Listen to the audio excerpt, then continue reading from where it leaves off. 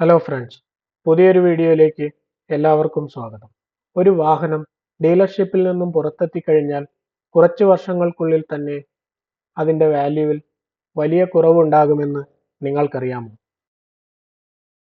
ഈ മൂല്യത്തകർച്ച അതിനുശേഷം മന്ദഗതിയിലാവുകയും ചെയ്യും. അവസാനം ഒരു പോയിന്റിൽ എത്തിക്കഴിഞ്ഞാൽ വാഹനത്തിന്റെ മൂല്യമെല്ലാം നഷ്ടപ്പെട്ട് സ്ക്രാപ്പ് യാർഡിലായിരിക്കും അതിന്റെ സ്ഥാനം. എല്ലാ വാഹനങ്ങളുടെയും ഡിപ്രീസിയേഷൻ അല്ലെങ്കിൽ മൂല്യത്തകർച്ച ഒരേ രീതിയിലല്ല നടക്കുന്നത്. ചിലതിന്റെ വാല്യൂ മറ്റുള്ളവയെ അപേക്ഷിച്ച് വളരെ പെട്ടെന്ന് നഷ്ടപ്പെടുന്നതാണ്. ഇങ്ങനെയുള്ള ഈ മൂല്യത്തകർച്ച പല കാര്യങ്ങളെയും ആശ്രയിച്ചാണ് നടക്കുന്നത്.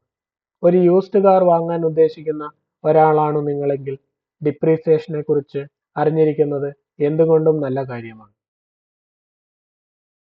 ഡിപ്രീസിയേഷനെ കുറിച്ചുള്ള കൃത്യമായിട്ടുള്ള അറിവ് ലോങ് റണ്ണിൽ ക്യാഷ് സേവ് ചെയ്യാൻ നിങ്ങളെ സഹായിക്കും. എങ്ങനെയെന്നാൽ ഡിപ്രീസിയേഷൻ കുറവുള്ള വാഹനങ്ങൾ സെലക്ട് ചെയ്യുന്നത് വഴി.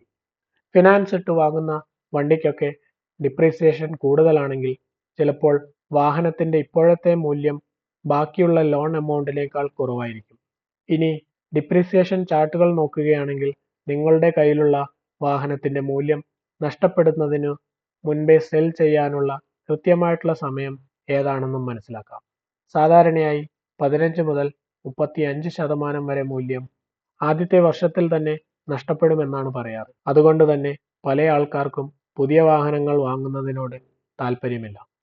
യൂസ്ഡ് കാർ വാങ്ങാനാണ് അവരുടെ താല്പര്യം. ഇതുവഴി ലേറ്റസ്റ്റ് ടെക്നോളജിയും ഡിസൈനും സേഫ്റ്റി ഫീച്ചേഴ്സുമുള്ള വാഹനങ്ങൾ കുറഞ്ഞ വിലയ്ക്ക് വാങ്ങുവാൻ അവർക്ക് സാധിക്കുന്നു. ഒരു വാഹനം പഴയതാകുന്തോറും അതിന്റെ മൂല്യത്തിനുണ്ടാകുന്ന തകർച്ച സ്ലോ ആകുന്നു. ഡിപ്രീസിയേഷൻ റേറ്റിനെ അഫക്റ്റ് ചെയ്യുന്ന ഫാക്ടേഴ്സ് എന്തൊക്കെയാണെന്ന് മനസ്സിലാക്കാം. ഡിപ്രീസിയേഷൻ റേറ്റ് ഒരുപാട് ഫാക്ടേഴ്സ് അനുസരിച്ച് മാറിക്കൊണ്ടിരിക്കും. ആദ്യമായി മേക്ക് ആൻഡ് മോഡൽ. ഓരോ കാർ മോഡലുകൾക്കും വ്യത്യസ്തമായിട്ടുള്ള ഡിപ്രീസിയേഷൻ റേറ്റ് ആണുള്ളത്. ബ്രാൻഡ് റെപ്യൂട്ടേഷൻ, ഡിമാൻഡ്, ഫീച്ചേഴ്സ്, പുതിയ ടെക്നോളജികൾ എന്നിവ അനുസരിച്ച് ഇത് മാറിക്കൊണ്ടിരിക്കും. സാധാരണയായി ലക്ഷറി വാഹനങ്ങളുടെ വാല്യൂ ആണ് പെട്ടെന്ന് നഷ്ടപ്പെടുന്നത്. കാരണം അവ വാങ്ങുവാൻ അധികമാരും താല്പര്യപ്പെടുന്നില്ല. Supply and demand. കോവിഡ്-19 സമയത്ത് പുതിയ വാഹനങ്ങളുടെ സപ്ലൈ ചെയിനിൽ തടസ്സങ്ങൾ അനുഭവപ്പെട്ട കാര്യം നിങ്ങൾക്കെല്ലാവർക്കും അറിയാമല്ലോ. എന്നാൽ യൂസ്ഡ് കാറുകളുടെ കാര്യമെടുത്താൽ അവയ്ക്കുള്ള ഡിമാൻഡ് കൂടുകയും വില കൂടുകയും ചെയ്തു. അതുപോലെ തന്നെ ആളുകളുടെ ടേസ്റ്റ് മാറിക്കൊണ്ടേയിരിക്കും. ഇപ്പോൾ എല്ലാവർക്കും സെഡാൻ വണ്ടികളെ അപേക്ഷിച്ച് ഒരു SUV ടൈപ്പ് വണ്ടികളോടാണ് കൂടുതൽ താല്പര്യം. അതുകൊണ്ട് തന്നെ അവയുടെ മൂല്യം സാധാരണയെ അപേക്ഷിച്ച് ഇപ്പോൾ കൂടുതലാണ്. നാളെ ചിലപ്പോൾ ഈ ട്രെൻഡ് മാറി മറ്റെന്തെങ്കിലും ആയേക്കാം. അടുത്തതായി വാഹനത്തിന്റെ ഏജ്, എത്ര കിലോമീറ്റർ ഓടി, അല്ലെങ്കിൽ അതിന്റെ കണ്ടീഷൻ. സാധാരണയായി പഴക്കം കൂടുന്തോറും വാഹനങ്ങളുടെ വിലയും കുറയും. ഇത് പക്ഷേ വിന്റേജ് കാറുകളുടെ കാര്യത്തിൽ നമുക്ക് പറയാൻ പറ്റില്ല.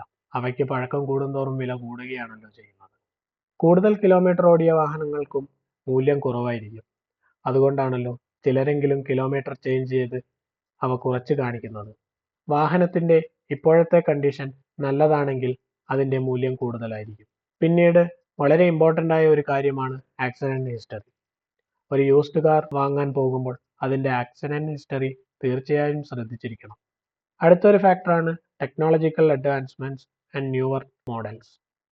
ഒരു വാഹനത്തിന്റെ പുതിയ ഒരു മോഡൽ വന്നു കഴിഞ്ഞാൽ അതിന്റെ പഴയ മോഡലിന്റെ വാല്യൂവിൽ ഇടിവുണ്ടാകുന്നത് സ്വാഭാവികമാണ്. അതുപോലെ തന്നെ പുതിയ ഫീച്ചേഴ്സ് ഒന്നുമില്ലാത്ത വാഹനങ്ങൾക്കും മൂല്യം കുറവായിരിക്കും. Economic factors. നിങ്ങളൊരു സാധനം വാങ്ങുമ്പോൾ കൂടുതൽ ക്യാഷ് ചെലവാക്കാൻ തയ്യാറാണെങ്കിൽ അതിന്റെ മൂല്യം ഉയർന്നു തന്നെ നിൽക്കും. നേരെ മറിച്ച് എക്കണോമിക് സ്ട്രെങ്ത് അല്ല, നിങ്ങൾക്ക് കൂടുതൽ ക്യാഷ് ചെലവാക്കാൻ കഴിയില്ല എങ്കിൽ വില താനെ കുറഞ്ഞു വരും. Maintenance and repair cost. ഒരു വാഹനത്തിന്റെ മെയിൻ്റനൻസ് ആൻഡ് റിപ്പയർ കോസ്റ്റ് വളരെ കൂടുതലാണെങ്കിൽ അതിന്റെ മൂല്യം കുറഞ്ഞു തന്നെയിരിക്കും. വാഹനത്തേക്കാൾ ക്യാഷ് മെയിൻ്റനൻസിന് ചെലവാക്കാൻ ആരും തന്നെ താല്പര്യപ്പെടില്ലല്ലോ. Fuel economy. ഫ്യൂൽ എക്കണോമി കൂടുതലുള്ള വാഹനങ്ങൾക്ക് എപ്പോഴും മൂല്യം കൂടുതലായിരിക്കും. നമ്മുടെ സ്ഥിരം ചോദ്യമായ എത്ര കിട്ടും എന്നതിനെ ആശ്രയിച്ചിരിക്കും വില.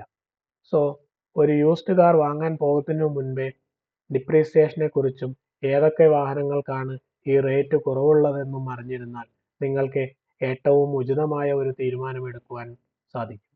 ഒരു കറക്റ്റ് ആയിട്ടുള്ള മോഡൽ സെലക്ട് ചെയ്യുകയും അവയെ അല്പമൊന്ന് സ്നേഹിക്കുകയും ചെയ്താൽ വർഷങ്ങൾ ഉപയോഗിച്ചു കഴിഞ്ഞാലും നിങ്ങൾക്ക് നിങ്ങൾ ചെലവാക്കിയതിനേക്കാൾ ക്യാഷ് ലഭിക്കുന്നതാണ്.